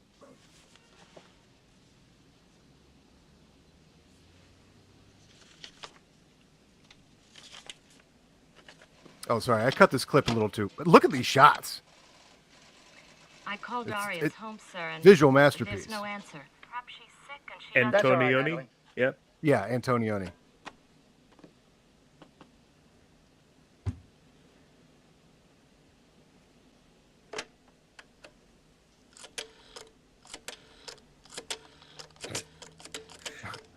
The dramatic rotodialing. What?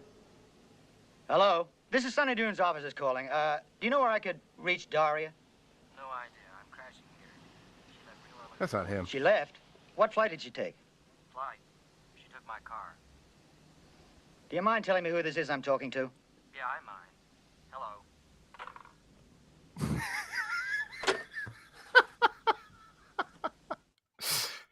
He says hello at the end of the call.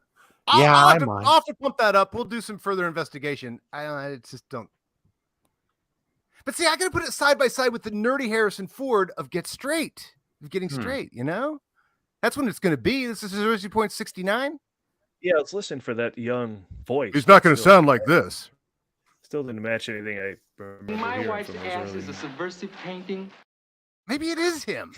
I'm going to have to pump it up and we'll pick this up later. But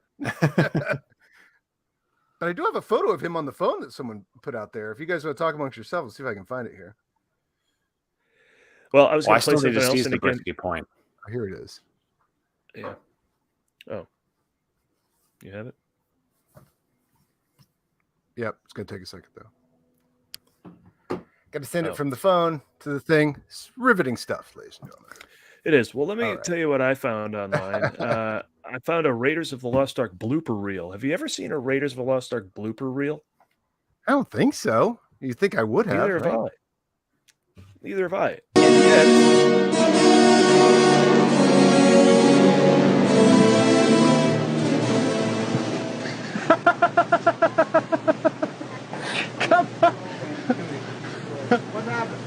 Well, I just was up there. I thought he was going to come in as soon as I was told for the same timing. Oh, but he was coming in as I was coming out. Yeah, but then I thought he was coming in when you were going leaving. Now wait, I went in here and I'm standing here waiting for him to start coming up because all I got to do is like this. And he went. When he goes like that, you run into his arms. Harrison wasn't there. Back! Get back! they're having fun. Wow. Making the greatest movie ever. You know, I mean, sometimes you think like Harrison Ford's not playing a role because we love Indiana Jones and Harrison Ford and consider them the same person, but there he is just turning the character off immediately and going, what's going on, guys?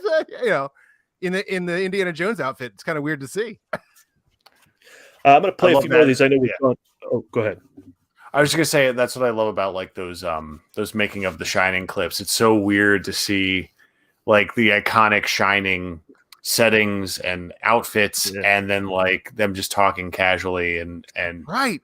Kubrick sounds so normal when he talks. Kubrick's got a Bronx accent Yeah.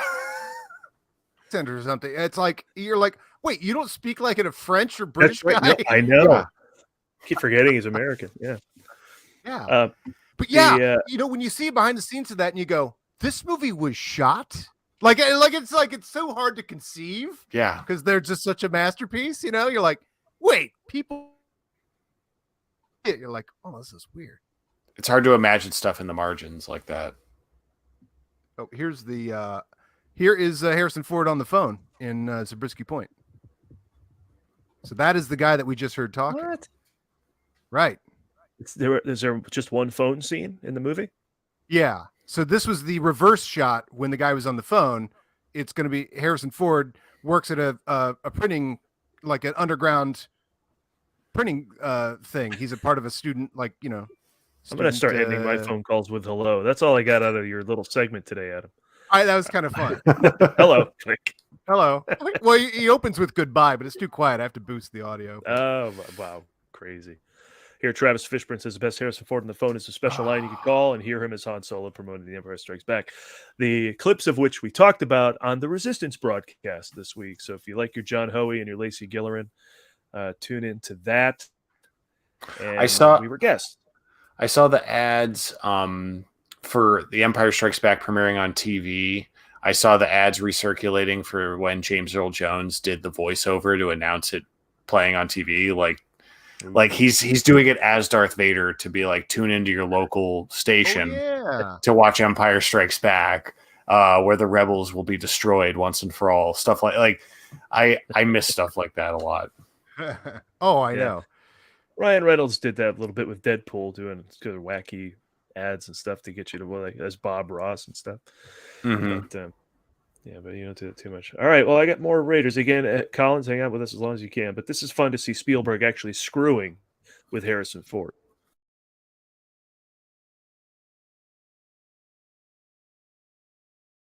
Oh, nothing? What happened?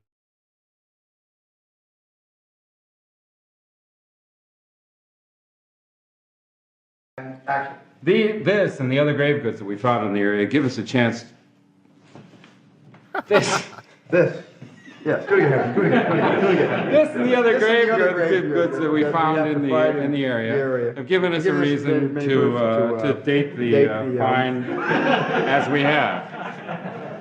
Any questions?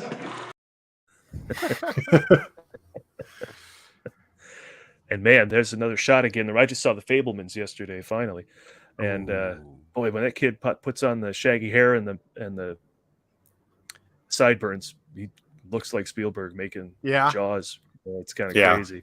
He kind of looks like him a little bit, but really looks like him when he gets to USC. Oh wow, which is cool. I didn't know how far they went with it. That's going to be. I'm excited for that. I want to see at least one more of these. Being on the East Coast, I got to crash soon because I have work in the morning. But these, do you have another one of these I can see? Well, do you want to see a Raiders outtake, or do you want to hear Harrison Ford's message promoting Empire Strikes Back from an 800 number that you could call at the time? I have time for both. Okay. Yeah. Till I ran into Ben Kenobi and Luke Skywalker, I had myself a pretty good little operation. I wanted to ride to Alderaan, and they're willing to pay enough so I didn't have to ask any questions. Now I'm in the middle of a rebellion. I'm spending half my time dodging Imperial ships and the other half avoiding Her Holiness. Not only that, but Jabba the Hutt's got a price on my head, and he's put Boba Fett on my trail. Something tells me it's not going to get any better when the Empire strikes back. The Empire Strikes Back. It's the only time someone's used that as a sentence with the "we have title" moment. Like he uses the Empire Strikes Back in a sentence. It's amazing. That's effectively the Harrison Ford elevator pitch for Empire Strikes Back.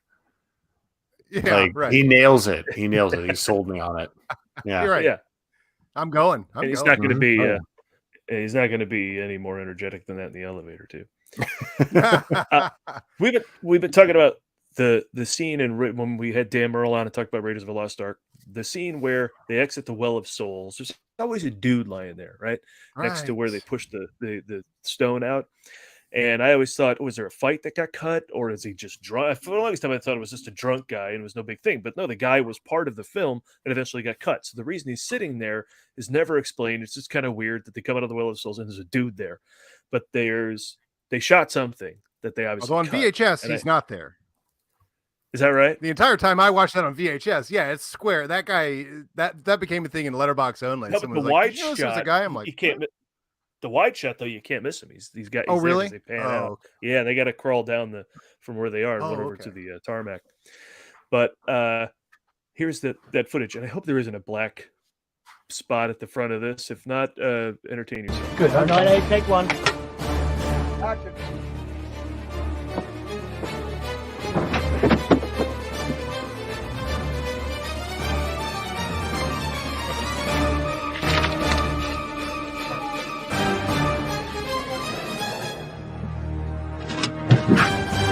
Here.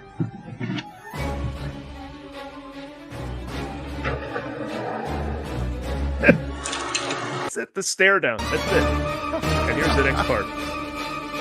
Spielberg.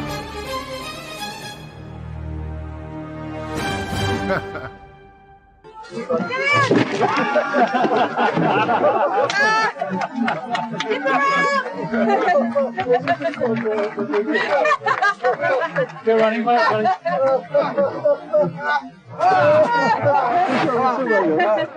on, guys. I wonder why you would shoot that insert part in Egypt. Like, why wouldn't you just shoot that when you get back here? And I wonder where that was shot. Yeah. Tunisia. Gotta appreciate shirtless Spielberg. There's a time and place for it. Yeah, that's when you know he's into the movie. You never got any shirtless Lucas, not even in Tunisia. No. Yeah. All right, Adam Collins, thank you so much for joining us. Thank you. The Ford Fiesta, the Mosquito Coast, will air probably in a couple of weeks. We got to get Temple of Doom and Witness out there first, and then that's all refined and finished up and clean and slick. Yeah. Well, thank you for remembering me after expressing interest many moons ago. And I think this movie's earned its place in the Harrison canon for what it is. And 80s Harrison Ford is its own special thing. And it was really exciting to see him post Indiana. Well, obviously we still had Last Crusade coming, but like after the first couple Indiana Jones movies and Star Wars, him really trying to like push it with this. I appreciate what he's doing in this movie. Yeah, I mean, it was, a dopey phrase, but I was his ride or die after Witness. I was like, because he proved he could do, like the legit adult thriller and all the sci-fi and goofy kid stuff that I love. So I was in from here, everything else. And yes, we do write your name down when you expressed interest in a movie. So Lon Harris, we're coming for you to talk about Frantic. So. Ooh, is that who it is? All right. Very exciting. I mean, we'll have to remind into that. All right. Keep me on your short list, guys. I'll see you soon. Take care. Sure thing. Bye. Later. Bye, Adam. See you at the Kingdom of the Crystal Skull party, Adam. It's the next invite. Oh, yeah, right. It's funny. George Lucas had a flannel shirt tattooed on his body. All right, I got one more of these. Adam, you've always seen the... Did you ever see any of the fight choreography between Indy and the swordsman that he eventually shoots with no dialogue? I feel like I've seen stills of that there was some... It was all in service of a joke that's not nearly as funny as what ended up happening. But here's some of the...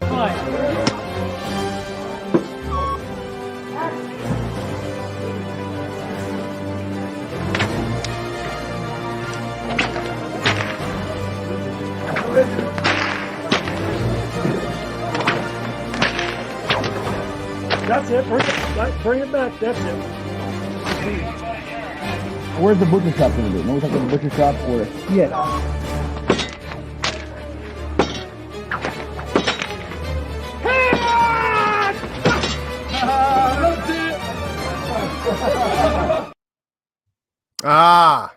Hardy har. Too many bites at the apple for that. Because they've already stabbed the guy, and then the fruit's on the other end of it, right? Yeah, right. Yeah, it's a hat on a hat. It's too many bites at the apple there for that joke. Yeah. So they didn't know that going in, but they certainly, Michael Kahn knew it going out. So it reminds me of the joke, which is kind of an odd outlier, of the guy stamping books in Last Crusade. It just happens to time out. It's almost like Spielberg's like, I just want to find anything I can to do, like more stuff, like that. Just something that, I don't know, came to him at some point. He's like, wouldn't that be funny? But yeah, it's that sort of like inadvertent Indiana Jones type joke. Yeah, wouldn't it be funny if? Would it? So that's all I had in that. But I also wanted to play you this because I found it. You said that I wasn't aware when Harrison Ford appeared in the Jimmy Buffett video that his whip crack appeared in one of his songs. Right. It's They're called friends. Desperation Samba is the song, and it happens right at the beginning. So here we go. Ha! Amigo. ¿Cómo se llama, amigo? Over here. And then Jimmy Buffett thereafter. Yeah, it's a fun. Again, we're finding out all sorts of cool stuff doing Very the fun show, fact. and that's one other weird fact. Yeah, that Jimmy Buffett put Harrison Ford performing that whip crack. Oh, You know, not it's either only taken from the movie or he did it separate just for the song. But that's Harrison Ford cracking that whip. That's amazing. That's awesome. What an iconic whip crack. The most iconic whip crack. Indeed. Played. Harrison Ford's so good with that whip that they have him trying to whip that thing out of the stuntman's. Like, isn't he trying to whip the sword? The guy's turning his sword so it can be whipped. So yeah, there's something. Like, do they have Harrison Ford actually whipping that? That's weird. Yeah, I don't know. They do. I hope not. If I get too He's close very to the accurate face. with it, right? Yeah. Let's wrap this up because we've gone on far too long. But I do have one last thing, and you actually pulled this a while back, but I'd seen it before. A bit on the set of Temple of Doom where they prank Harrison Ford. Yeah, this is so strange. Yeah, and it features It Carrie needs to have Fisher, subtitles. Right? And Barbara Streisand, I think. Yeah, it's gonna be Barbara Of all Streisand people. at first, and the person that kisses him is Carrie Fisher, dressed as a thuggy.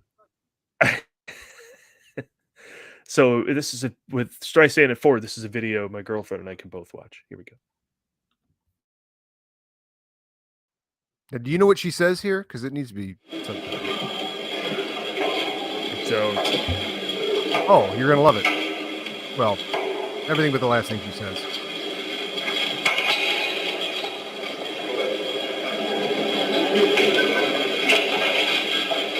So he's tied, gonna get whipped by the thuggy.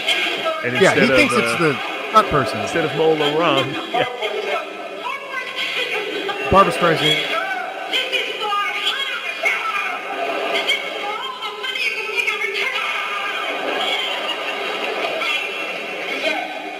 It's Carrie Fisher.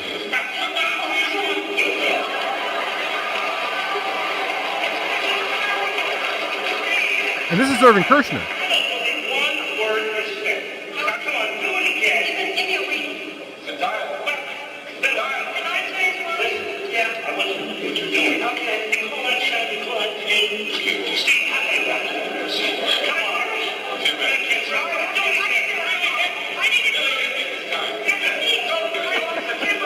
Yelling at him to do it again.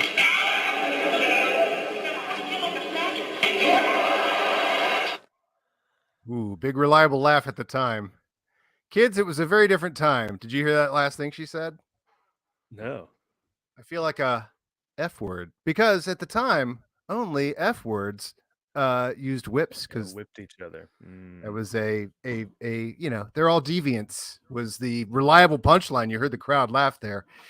It's a very different time. It's a different time. But the part you will like about that was the first thing she says when she whips him is this is for Hanover Street. And then this is for what was the other one she says? Hanover Street?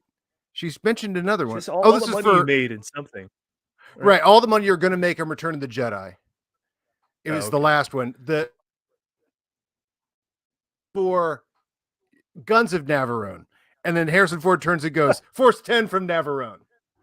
It's very hard to hear because that was like, played for a very isolated crowd that probably didn't want it to get out based on what Barbara Streisand says at the end there. But yeah. All right. That's all the nonsense we have of those. One still here you haven't shown was looks like a billboard or something. Yeah, this is outside. This is on my street, Paul. I pass this every day. I pass this every day on La Brea and Hollywood. Now that plays Sunday, right? Sunday night. Yeah. I think it's at the 18th. Yeah. We got to do like a special Awesome. review of it. I've never seen any of the other Yellowstone stuff, so would it work if I just start watching this? I have to. I think right? it would. Yeah, it's basically he would be Costner's grandfather. And then before that was 1883, where Sam Elliott was a member of the Dutton clan, which now is the main family in the Yellowstone of modern day. So, but Harrison What Ford on year TV, does Harrison Ford every week. In. Oh man, what year does the current Yellowstone take place? But the current day. Yeah. Oh really? I think so. Yeah, I saw the pilot so long ago, and I've wanted to get back to it because I hear it got like crazy with. Well, we love Costner. If we drama weren't doing and a stuff, Harrison so I should Ford check. show, we'd probably be We doing a do. Costner show, right?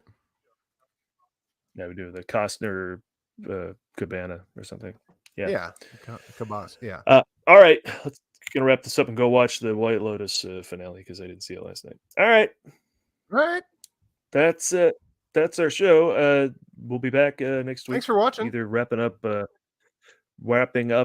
Mosquito Coast or doing maybe part Frantic. Who knows? But either way, we got some editing to do on Temple of Doom. We'll get that out for you. Yeah. So maybe next week we'll definitely do the script for Mosquito Coast, unless we want to rush that out quicker and not do a show about it. But and then just see if maybe Lon can come on Monday and we could do the immediate recap of and reaction to Frantic. Well, let me know when you're going out of town too for holidays and stuff. So we'll figure all that out. It'll probably be the Monday after that. I'll be gone. So yeah. Well, next Monday is a week from the 19th. Yeah. I think I might okay, be. So you wouldn't leave before that. Gotcha. Yeah. All right, we'll figure this shit out later. Yeah, all right. Farewell. Everybody's favorite part of the show when we work out our schedules. Good night. Count the shouting points again, Adam. All right, here we go.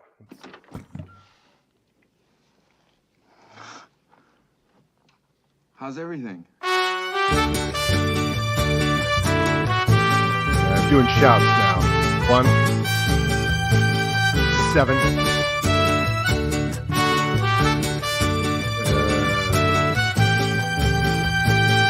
18, 19, 20,